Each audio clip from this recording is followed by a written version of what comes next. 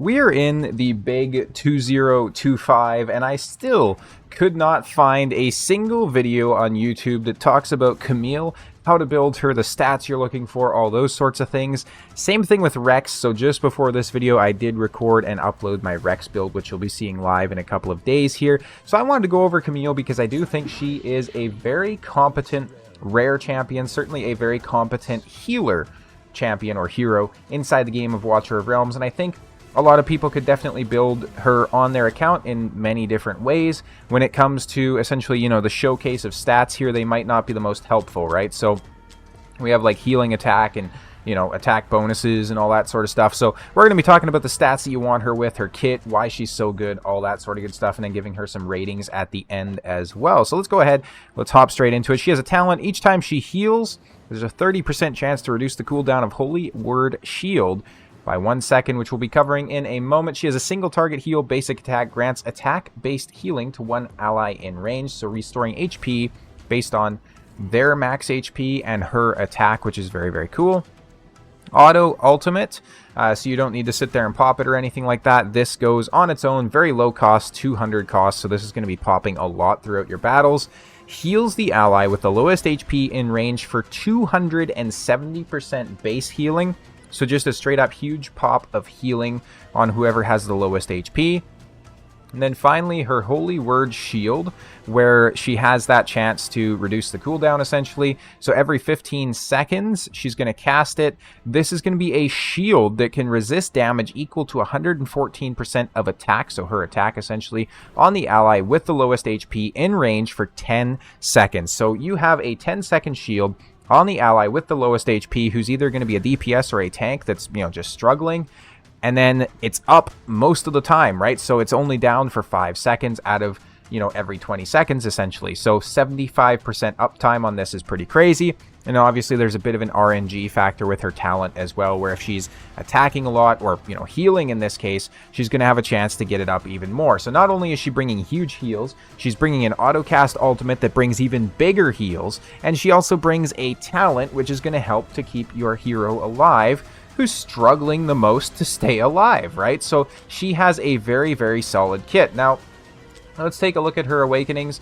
As always, she is a rare hero inside the game. The awakenings are going to reflect that. So A1, attack plus 50, A2, HP plus 200, A3, attack 60, A4, HP 300, and finally A5, healing effect plus 5. Now, when it comes to stats, she is a bit of an interesting hero. And of course, I am a very much late game account. I am a free-to-play player, 100% free-to-play though, right? So keep that in mind.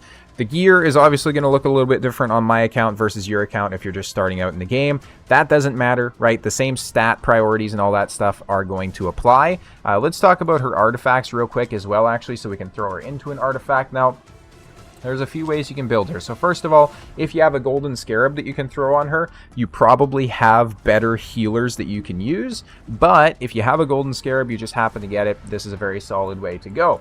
Any sort of, healing, multiplication, increases, those sorts of things, so like Taya's Bomb, Euphoric Orb would be very strong as well. When you're using legendaries, Tumultuous Horn would be very good because it's going to allow her to have her ultimate ready sooner.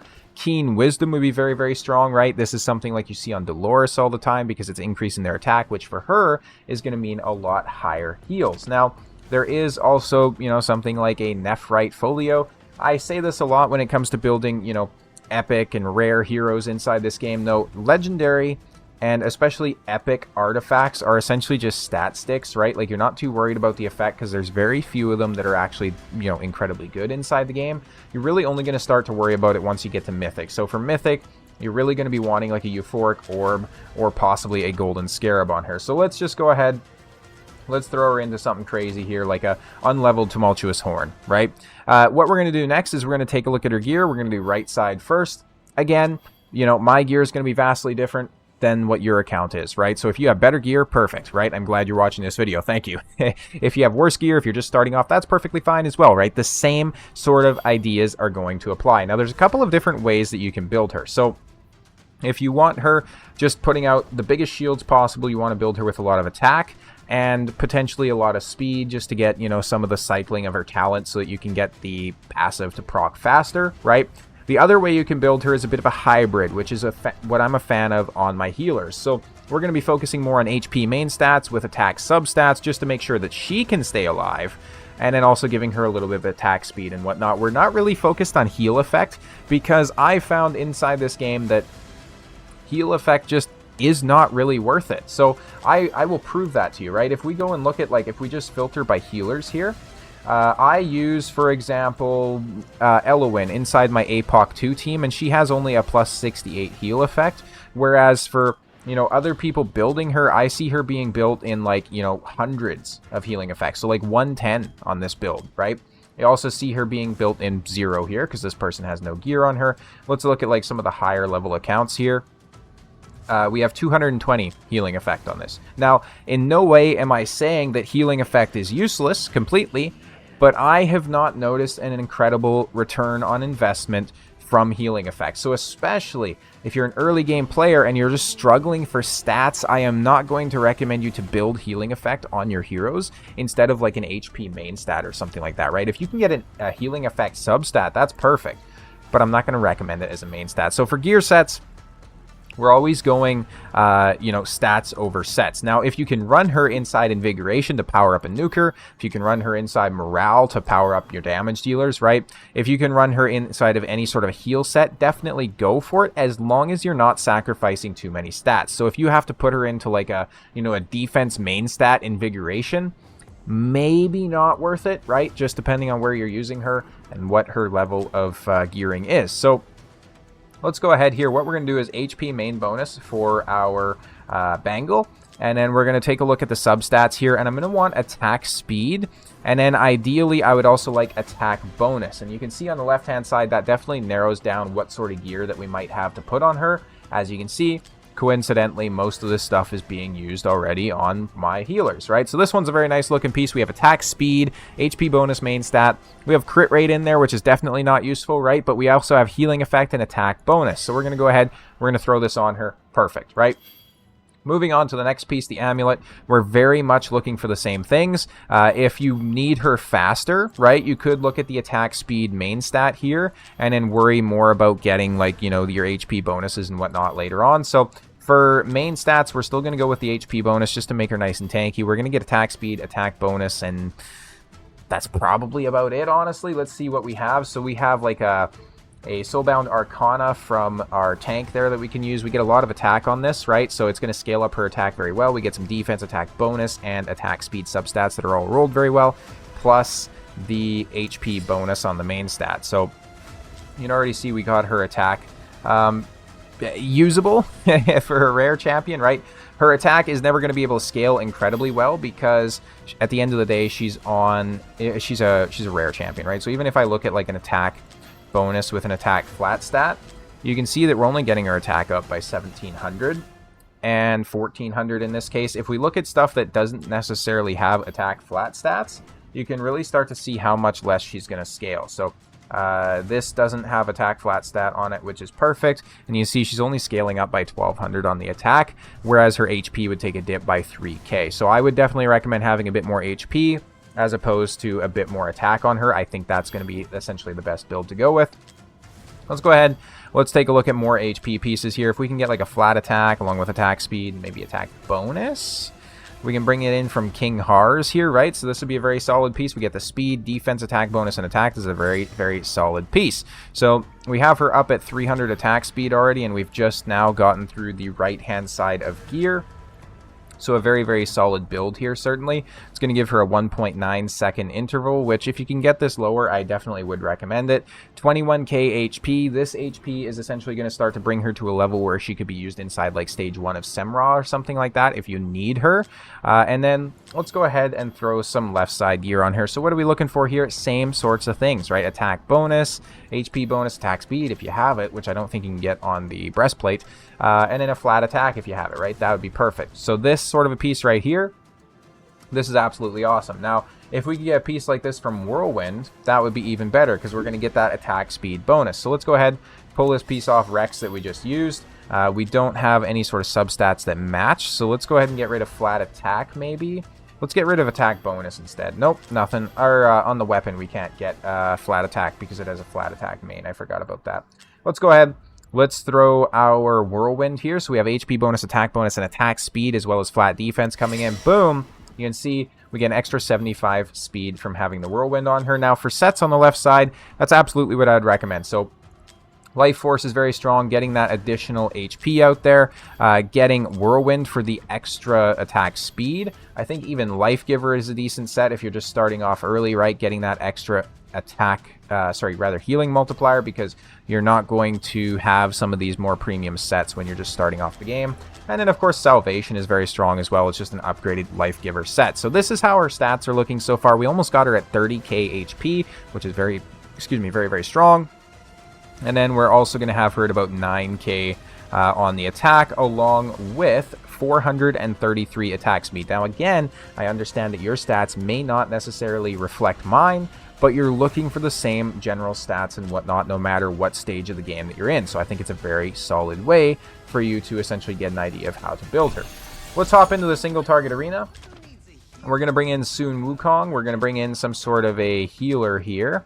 So we're going to bring in our Camille, and we're going to bring in some other heroes that just have super high BP, right? We're not necessarily worried about using them, but we just want the BP to scale up so you can get a general idea of how effective she is as a healer, right? Because my 473,000 BP is going to give us tougher enemies. So we're going to place our Sun Wukong. She's going to be the solo healer for Sun Wukong as well, so we'll see how well he can survive. Now, oops. I placed him a little late there, but that's fine. He is obviously a DPS unit, so we just need to make sure that we don't die when he's being placed out here, which would be very unfortunate. And then we have to wait for 16 costs so that we can go ahead and get out our Camille, right? So we're going to go ahead. We're just going to be waiting here. We got some of the extra units in here that'll help. So we'll place our Camille, and then boom, you can see she's already healing him for 8.2k. Topping him up, no problem. And we're going to see her ultimate pop right away as well, where she auto casts that as soon as he takes damage. So if he actually gets hit by the enemy, which is not happening yet because the enemy is just getting stun chained by him and his clones. So perhaps this was a bad example, but he is a very squishy damage dealer, and I didn't necessarily have anyone more squishy to or a different damage dealer that was just as squishy to use. Some of my other DPS units are a little bit more tanky. We have 2 enemies coming in this time, though, so we should definitely start to take some hits, and we'll see that auto cast as well.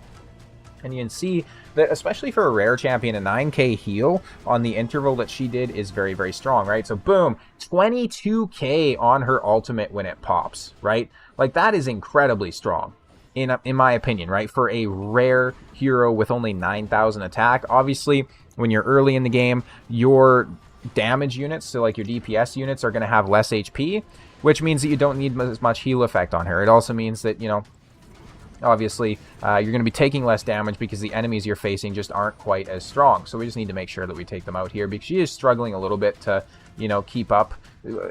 For comparison, the usual healer that I would use in this team would be like an Elowen or like a Eunomia, right? So she's essentially able to heal my Sun Wukong to a similar extent that we'd see from somebody like a, you know, well, the healing isn't exactly the same, so let me not stretch the imagination there. But she's healing my hero and keeping him alive, even against the 2 enemies there. We did have to, you know, activate the ultimate or whatnot.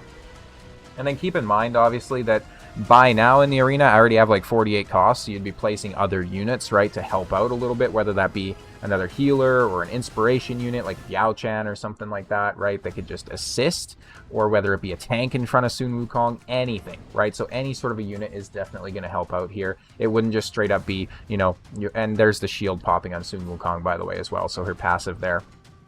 Let's go ahead and let's get on to the next wave here. So it's going to be 2 more of the same enemies. They're going to be doing some additional damage. We're going to go ahead and we're going to pop our ultimates here just so that we can essentially get on to the next wave as well, where it's like 3 of the baddies coming in. Now, Sun Wukong, I think, only has like 2 blocks, so obviously he's not going to be able to block all of them, which will be a bit unfortunate, but it is what it is, I guess. And you can see, like, these are incredibly tanky units, right? Like, they're also putting out good DPS. This is almost a 500,000 BP arena team, and she's able to heal my Sun Wukong perfectly satisfactory. as you can see, she has her ultimate that's just, you know, building up every so often. She's casting the shield on herself if it's not available to go on him. So if you're going against, like, later on when you have the enemies that are doing AoE damages, she can essentially help to keep herself alive there, which is very strong. We're going to pop Sun Wukong. We're going to take out the last enemy there. And once again, just to stress this fact, like, you have so many other units, right? So I could be placing my Valkyria here. I could have my Ingrid down already, right? Like, she is helping him survive without issue. So, very, very strong hero. I think it's very disappointing that we don't have more content on the tube about, you know, some of these newer heroes, because or not newer heroes, but like new player heroes, because so often we're actually getting new players inside the game, and if they don't know how to build heroes, how to utilize them, they may get frustrated when they can't beat content and then just end up leaving the game, which obviously none of us want, right? So Sun Wukong finally did die once we had 3 of these big baddies hitting on him there, which, I mean, you know, that's perfectly understandable, right? Let's go ahead and take a look at maybe another healer that we could bring in here. We could also bring in like a tank and just see how she does at keeping them alive, but I think we'll just do the same kind of thing and we'll just bring in another healer. So we'll keep Sun Wukong. We'll filter by healers just so you can get like an idea. Let's go ahead and bring in somebody like an Elowen. You know, basically, undebatably the best healer inside the entire game, with the only exception being maybe a Diao Chan. I also forgot to bring other heroes, so my BP is not quite as high as it should be. Let's go ahead and rectify that real quick. And we'll go back. My bad, people. I apologize for the delay here. So we'll take out Eunomia. And then I think what probably makes the most sense is just switch out Elowen for Eunomia, right? Something like this. We have a similar level of BP, which is quite nice. And so Elowen is built like very well. She's built to be my Semra healer. She's built to be something like my... well, she's also a Semra cleanser. She's also built for use inside like Guild Wars and whatnot. So she's a pretty strong hero. We're going to get the Sun Wukong down here. Same spot. Obviously, Elowen, you know, it's not even close, Camille and Elowen. I'm not going to sit here and tell you that Camille's as good as Elowen, because obviously Elowen brings inspiration, she brings cleansing, she brings like her elf and whatnot that can be placed. So she is an incredibly strong hero. Now, Sun Wukong gets through the first wave, no problem. We're going to go ahead and just wait for our Elowen to come in here. So, boom. You can see that Elowen is now going to be popping for about 11k. So Camille was popping for like 9k on the heals, right? For comparison, we're going to go ahead and just get through the next wave here. We're going to wait for more of the baddies to come in. You'll see that Elowen does do a little bit of a better job just keeping Sun Wukong topped up. She can also cleanse any sort of decreased attacks or anything like that she's getting. And then obviously you can also place the Wood Elf as well if you need there too, right? So she has a lot more in her kit. You can see though, even she's struggling just as much to keep Sun Wukong fully topped up, right? So you can really start to see just how good Camille was doing at this role, because Sun Wukong is still sitting around like half HP in a lot of situations, just keeping these guys at bay, right? So definitely a very strong hero. That being said, especially if you're a new player, I hope this video was helpful to you in terms of knowing how to build her, you know, if she's good, right? I know in these gacha games, a lot of times I like to get a new hero and then go on YouTube and be like, oh, is this guy good? How do you build him? Where are people using him? What are the general community consensus and all that sort of good stuff, right? So that being said, make sure to subscribe to the channel if you guys enjoy the Watcher of Realms content. I'll definitely be trying to make more of it going forward. As always, thank you guys so much for watching. I'll see you next time.